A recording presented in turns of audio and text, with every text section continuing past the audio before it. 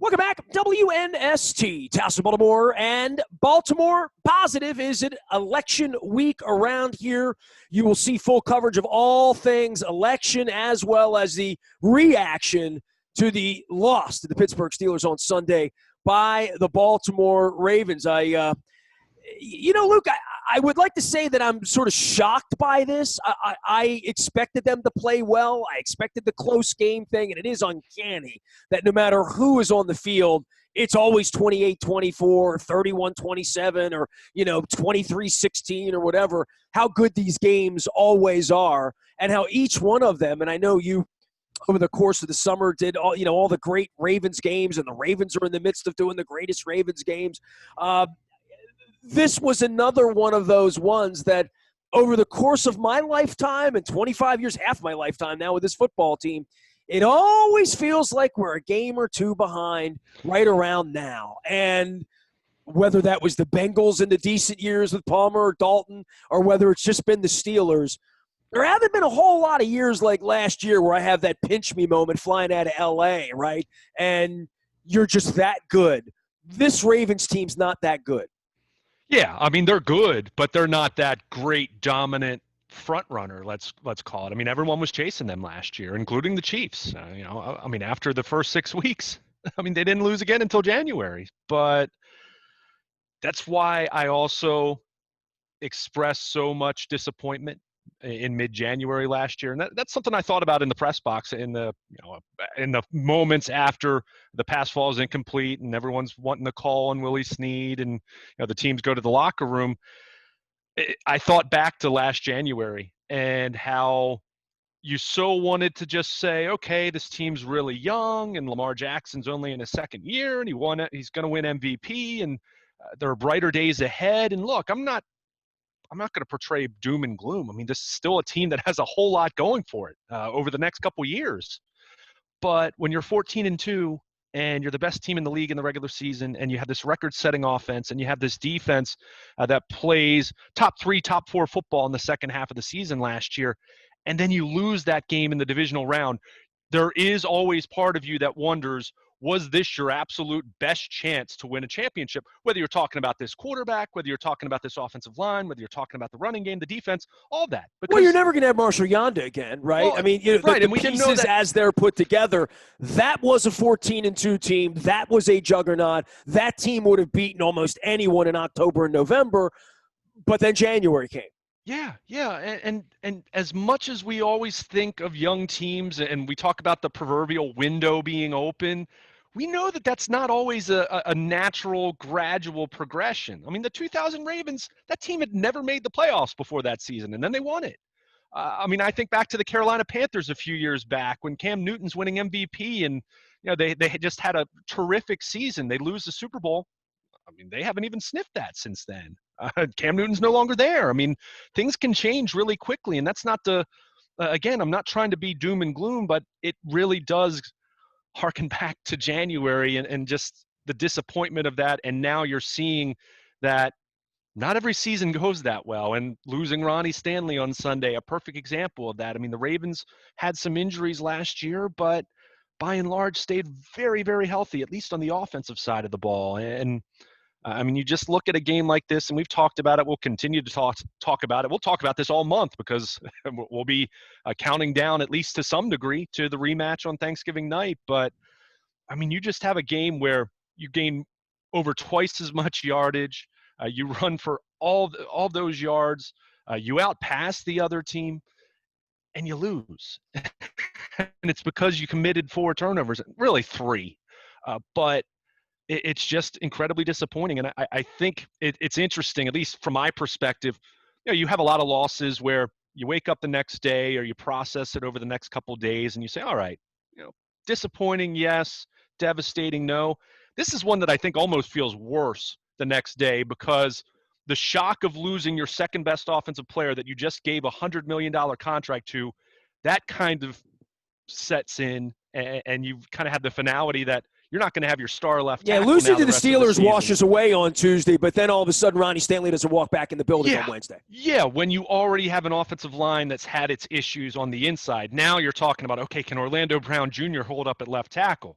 even if he holds some weeks, right? right. I mean, if he can be respectable there, and I think he can be, there's always the question, okay, but what about DJ Fluker at right tackle? What if something happens to one of those guys? I mean, you're talking about Will Holden or some guy off the street. I mean, it's, this can really snowball quickly, and not to express panic that the season's on the brink or that they're teetering, because we've already established, and I'll continue to say, they're a rock solid playoff team, but that wasn't this team's goal, right? I mean, this was Super Bowl or bust. This team, there was nowhere for them to go but deeper into January, and now you're looking at it and you have a passing game that's not as efficient or as explosive as it was last year. Frankly, you have a reigning NFL MVP who went the wrong way on Sunday, and if you kind of look at his numbers since week 2, they're not very good. I mean, they're just not. Go look at it. I mean, it's right around an 80 passer rating, not completing a high percentage of his passes, 8 touchdowns, 4 interceptions. I mean, he's got an 80.2 rating and completing just under 55% of his passes. Those aren't good numbers, man. I mean, they just aren't. So, yeah, that's a 5-game sample. It's not the entire season, but it's close to a third of the season. And he's going the wrong way when you see how he played on Sunday. So it's not all on Lamar Jackson, to be very clear, but he's also the reigning league MVP. You should expect more out of him at this point because he showed what he was able to do last year. But now when you couple that with the offensive line, with a passing game that has not clicked nearly to the degree that it did last year. We've talked about the absence of Hayden Hurst and only having 2 tight ends and how that kind of shifted their identity there. Miles Boykin caught a touchdown on Sunday. Willie Snead had over 100 yards, but are we really believing that that's something that's going to stay in terms of, finding more consistency and more viable options? I'm skeptical. And, oh, yeah, you have Marquise Brown popping off on Twitter after the game that he wasn't happy about not being used. And let's face it, he was targeted twice. And I mean, I'm not saying you should go to Twitter on that, but I'm not surprised. Yeah, that's probably that not he's the way unhappy. to solve that. I would think that John's not real pleased with that at all. No question. And he has since deleted the tweet. And again, I'm not killing the guy over it. But I'll also say I can't blame him for being upset and frustrated and certainly feeling like he could be a bigger part of that. Well, these guys have never had frustration and upsettedness and all that. They were 14-2 last year, and they got their ass waxed in January and then had to go home. And then there was a plague. And now they have to come back and play football. And they have to play the Chiefs and the Steelers too. And as much as it feels nice to run around and beat the teams that you're supposed to beat, then these teams come along. And when you finish the year 12-4 or whatever it's going to be, and you have to play the first week, and then you have to go to Pittsburgh or whatever this bubble is going to be. And I hate even talking about it, especially because we're on the front end of the election, not at the back end of the election. I hate talking about whether, we're going to have to go on the road now. I don't even know what that means in January, right? I don't even know the cost of the loss, right? The cost is there'll be a wild card. They might be playing these games in Las Vegas or in LA or wherever they feel like they can make the most money and get the games in and not have Lamar come down with COVID. Well, and let's face it, they lost at home to Kansas City. They lost at home to Pittsburgh. So is home field advantage, and we've talked about it. And look, you can there's still the travel element. There is now an element of most venues now are hosting a limited number of fans. We'll see what happens on that front. But, let's just treat it for what it potentially could be viewed as, which is a neutral site situation, which, to your point, maybe that is what the playoffs ultimately look like. But, you're 5-2, and I think it's important to stress that. And they're still in great position from just a playoff standpoint or perspective. But you do go down the list and you say, well, they beat the Cleveland Browns week 1. That was starting to look very good a few weeks back, but doesn't look like it did or at that point, and is fine, I guess you could say. They beat Houston, who's since fired their coach. They beat the Washington football team and the Philadelphia Eagles, who are in the NFC least, and they beat the Bengals. I mean, what are you really hanging your hat on? They won the games. Let's be clear about that. But in terms of trying to size up where the Ravens stand against the rest of the AFC, against the rest of the NFL, you look at the Kansas City and Pittsburgh games, and they lost them both. So it is really a very cut and dried case of, you can talk about yardage all you want, and oh, if this had happened or that had happened, well, it didn't happen. And now you're sitting there 2 games behind Pittsburgh in the division, knowing that you're now needing to go on the road on Thanksgiving night on a short week. And I think that's more substantial than even playing in Pittsburgh, just the fact that it's a short week and you're the team that's going to have to travel, even though, albeit it's a short trip. But you're now behind the 8 ball in the division, and you're even further away now from that top seed, where even if we're talking about a neutral venue situation or trying to be dismissive or downplaying home field advantage, that number 1 seed is that much more valuable this year that the Ravens had last year. And now, it's not looking great. I mean, you're looking at a team that's going to have to go on a run like it did last year in order to do it, because you're already, you don't have a tiebreaker against Kansas City. You're a game behind them. You're 2 games behind Pittsburgh, and they have the first half of the tiebreaker. So, I mean, it's not great in that regard. It's not insurmountable, but they've got to figure out a way to get this thing going in the right direction. And I think that's what's so disappointing. We've touched on this a little bit, but we know historically the Ravens have been so good coming out of the bye week under John Harbaugh. I mean, they've just been exceptional coming out of the bye week. And I mean, so much has been made about Pittsburgh and how they basically lost their bye week early in the season and having to reschedule, and the Ravens coming out of the bye playing the Steelers at home and how that was such an advantage. And they didn't take advantage of that. And again, you kind of go back to January and see the Ravens had the bye then and didn't take advantage there and didn't come out of the gate sharp there. So there are things to be concerned about. I think panic would be too strong, at least in terms of just looking at the season in its totality. But there's plenty to be concerned about, and you keep coming back to the fact that you just lost roughly 48 hours after you paid him a 9-figure contract that Ronnie Stanley's done for the year. And I mean, what's the offensive line going to look like now?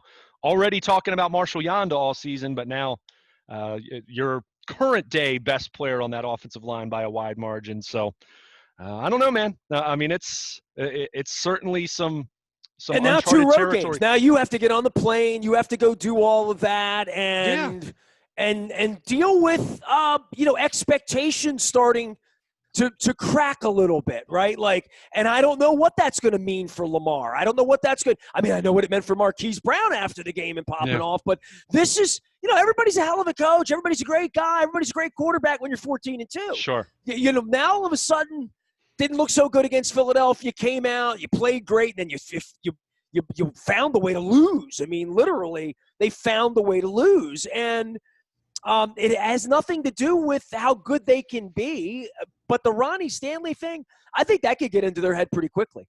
Yeah, well, I certainly Lamar Jackson. I mean, if you're talking about pass protection and your offensive line not giving you sufficient time, and let's be clear, as much as we've beaten up on Lamar, and look, he deserves a ton of criticism when you turn the ball over 4 times the way he did, and with 3 of those either directly giving the opposition points or taking points off the scoreboard for your own team, but there were certainly some protection issues, and we've seen in recent weeks some other times, especially on the interior. And now you have the big question about protecting his blind side, or even if Orlando Brown's okay, what does DJ Fluker look like on the other side?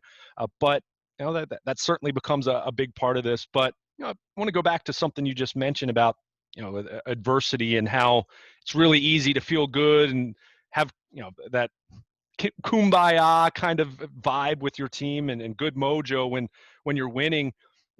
That's why I do think the Marquise Brown thing after the game was interesting from the standpoint of the Ravens have faced, especially the offense, has faced questions going back to week 2 or week 3. I mean, I think it's been very clear. I mean, even week 1, as much as you look at a 38-6 score and say, wow, they dominated the Browns, there were even some snippets from that game where you were talking about pass protection or how the running game looked, where there were some questions. But to this point, they had been incredibly upbeat and positive. And I think there was really an expectation that they could kind of flip the proverbial switch and they would get going. And I touched on that at BaltimorePositive.com with some of the parallels coming out of the bye week this year compared to last year. Lamar Jackson last year, go back and look at his October numbers. He had some shaky statistics then. They obviously had the issues in Kansas City and against the Browns, but they go into the bye week on a 3-game winning streak, as they did this year. They come out of the bye week with an undefeated team coming to Baltimore, as they did last year. And that Patriots game was kind of that was, you could say Seattle, and I'll buy that, but that was a really big breakout moment for Lamar Jackson and this team to say, hey, we just knocked off the undefeated Patriots that everyone was trying to crown in the first 2 months of the season. We're pretty damn good ourselves. There was such an opportunity, I think, to not that not that they were hiding from anyone, but to reestablish themselves as at least the second best team in football on Sunday. You have no argument against the Chiefs right now, and that's just reality until January. But there was very much a strong argument to be made for the Ravens. They go out on Sunday and beat the Steelers, and look at it statistically. I mean, look at the yardage. I mean, they controlled that game for large chunks of it. You control a team that's undefeated, and you beat them by a couple scores, you're absolutely feeling great about yourselves then. And you're saying, here we go again. We're going to go on another post-bye run like we did last year. And instead, you go in the wrong direction. You lose one of your best players, and now you're questioning some really significant aspects of this football team, starting with your MVP quarterback, but really going to that offensive line and just the continued struggles of this passing game that it's just not clicking anywhere close to where it did last year.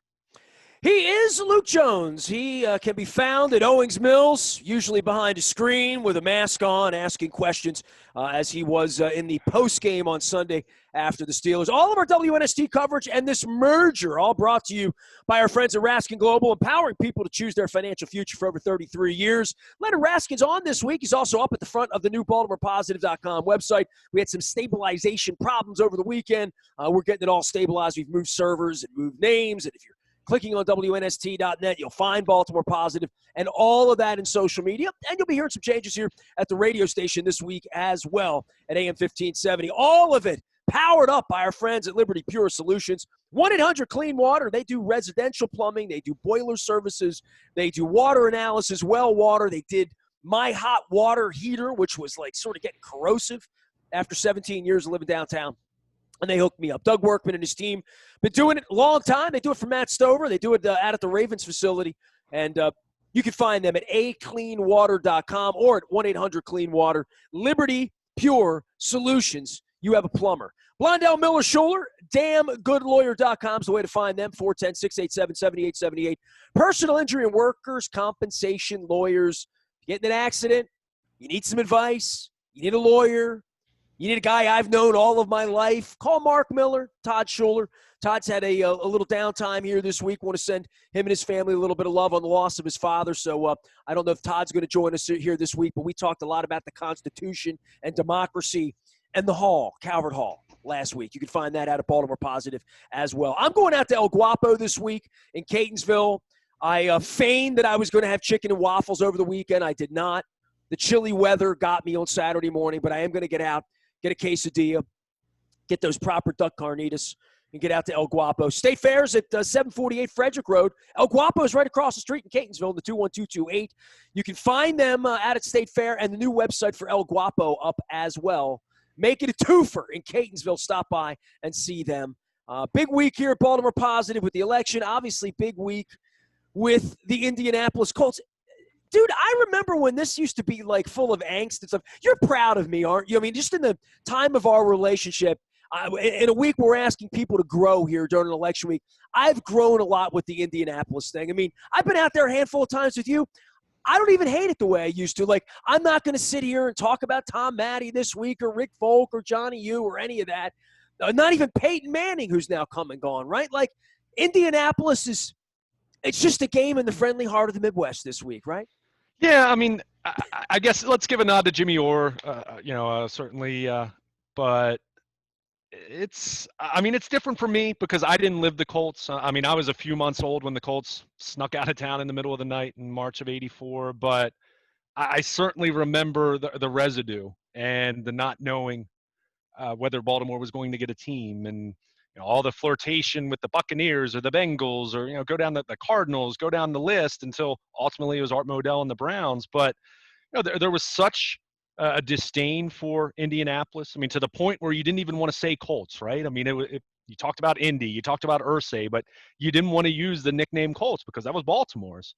But it really does speak to how far we've come from a football standpoint in this city, and now embracing what's been 25 seasons for the Ravens here in Baltimore and 2 championships and averaging a playoff appearance every other year. I mean, it's been incredibly good, and it's been over multiple eras. It's been 2 head coaches. It's been 1 Super Bowl MVP quarterback and another who just won the league MVP in this new era that's different, but still a lot of fun, Sunday notwithstanding. So, so when you have all of that, you're not longing for what's happened in Indianapolis. And look, give Peyton Manning and Tony Dungy and I mean, go down the list. Marvin Harrison, Reggie Wayne, Dwight Freeney. I mean, they've actually established a pretty nice tradition of their own in Indianapolis. The problem is when you go there, and as you'll be there on Sunday, you'll look up and see any banners alluding to anything they did in Baltimore, which that's still what will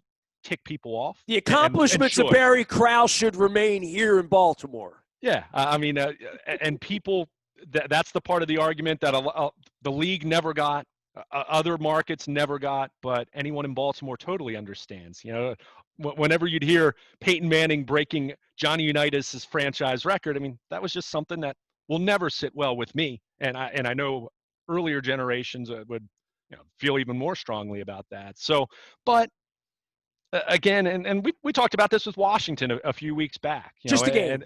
Yeah, I mean, it really is. And you look at the Colts. I mean, it was more fun when I really hated them. I swear. No question about it. I don't know what's happened to me. I've grown up or something. It's terrible.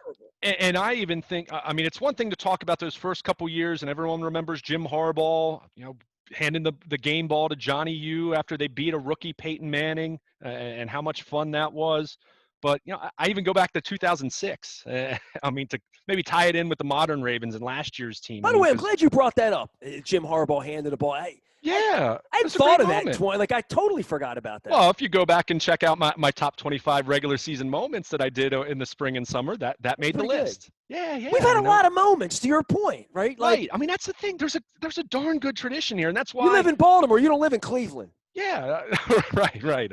But that's where you do take some. Or Cincinnati. You take some solace in what happened on Sunday and say the fact that game hurt as much as it does just speaks to how much winning they have done around here and how great that rivalry has become and has been for 2 decades now. I mean, you think of these legacy rivalries around the league. I mean, Pernell McPhee was asked about it last week because he played for the Bears, and he was asked, what's better, Ravens Steelers or Bears Packers? And he said Ravens Steelers. And now I think part of that is the Ravens are the team signing his checks right now. But he said AFC North and Ravens Steelers, it's more physical football. And, you think about traditional NFL football, what's more traditional and what do you think of from a physicality standpoint more than Packers Bears, right? And, Nitschke and Butkus and, Singletary years later and Reggie White and all of that. But, for someone like him who, I mean, I don't know how much Pernell McPhee appreciates the history of the game. I'm not sure if he's a student of the game in that way, but he's someone who's been around and he knows how special that rivalry is. So you can talk Washington, Dallas, Bears, Packers. I mean, any of those.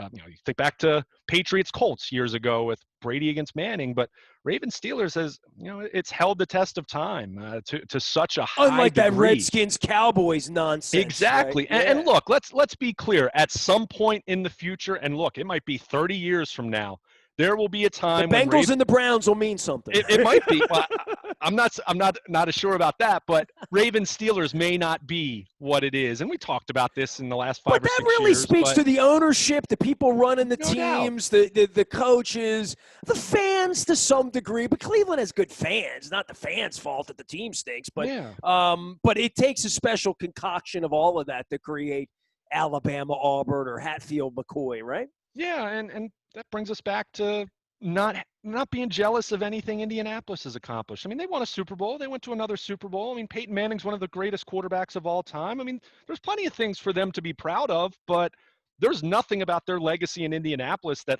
should leave any Baltimore fans wanting, other than just not having football from 84 through 95. Beyond that, I mean, right now, knowing how it played out 3.5 decades later, would anyone here really want the Colts back and still have an Irsay owning the team? And no, I mean, you'll gladly take what the Ravens have brought. So from that standpoint, look, I mean, Indianapolis, it's going to be a challenge on Sunday, and the Ravens need to go out there and play good football, and they certainly cannot go out there and turn the ball over 4 times and expect to win. But yeah, some of the juice that this game would have had in the 90s and the 2000s, that's gone by the wayside, and it's been replaced by Ravens Steelers, as authentic of a rivalry as it gets. As much as early on it was kind of that transfer of Brown Steelers to Raven Steelers, it's not about that anymore. We're so far removed from that, and now it's Ravens Chiefs. It was Ravens Patriots for a number of years there, so that's great. That's awesome that you can move on from disliking Washington and Indianapolis strictly because you don't have a football team. So you think about how far we've come in 25 years in that regard as a city, as a football city. I mean, that's a great thing. So yeah, I expect people to think a little bit about the Colts here and there on Sunday, but really it is just another opponent from the standpoint of, hey, the Ravens need to win a football game and need to get themselves back on track after Sunday's loss. Baltimore Luke is the way to find him out on Twitter and Instagram and social media. And, of course, he will be in Owings Mills monitoring all things Ravens all week long. I had a beautiful weekend. I went to Pizza John's. It turns out I got snaked at Pizza John's, and I got snaked getting apple cider donuts in the morning on Sunday, but a little different for me than what I'm used to going to games. But thank goodness for my friends at Pizza John sending over that delicious cheesesteak with the onions and the mushrooms, a little bit of mayo on there, lettuce and tomato. Made that bun a little crunchy. So I had Pizza John's on Sunday. I've also had Royal Farms before the games as well. We're telling you about all the new Royal Farms things, including the waffle. So I got, I didn't know they had Scrapple on the waffle at Royal Farms. And once Don Moeller hears that this month, he's never going to be the same. Cole Roofing and Gordian Energy inspired the new Baltimore Positive by saying, hey, you should tell some community stories and charity stories and have some people like that on the program. Next thing you know, we've built the all-new Baltimore Positive. So for everybody out there who's loved our WNST.net sports, still there. Luke's work's there. Our work is there. All of our conversations from Pittsburgh last week and Indianapolis this week at Baltimore Positive, including tons of election coverage and all sorts of fun stuff, including a really cool conversation with JY from Styx last week. I am Nestor. Ness at BaltimorePositive.com finds me. Yes, I've changed my email. But you can still reach me, nasty at WNST.net as well. Facebook, Twitter, LinkedIn, Snapchat, Instagram, and anywhere Luke is following football, you'll find us at Baltimore Positive.